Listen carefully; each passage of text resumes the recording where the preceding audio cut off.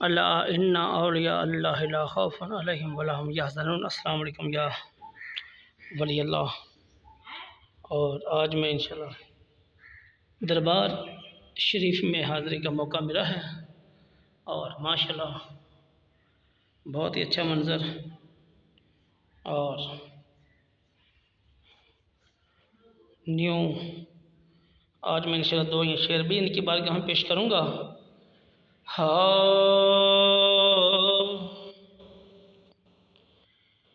कर्मा बाज प्यारिया ज्योन कोई नहीं,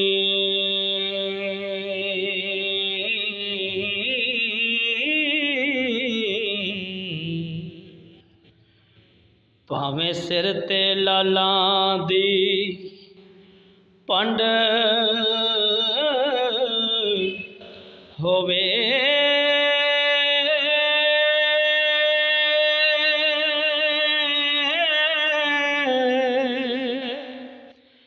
बीजिए कनक ते उग पोगाट पैंदा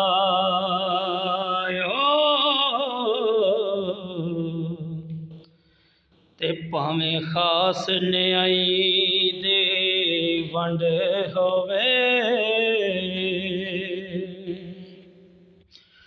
झूठे हो के जा बाजार विकदे,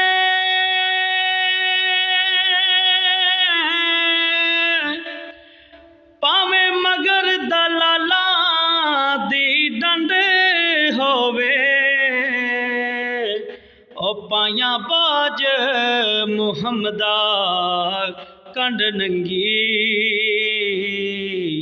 ते भावें मगर कबीले दा टरंड होवे,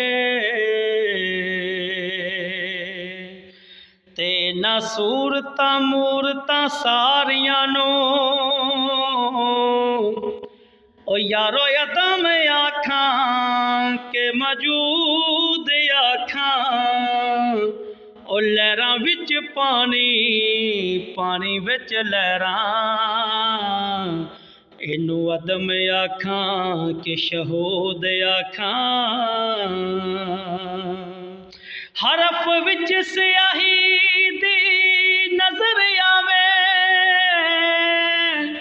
बेनमूद आखां के नमूद आखां, ओ सारे रूप दीवानिया यार देनी, ओनू हद आखां के महदूद आखां।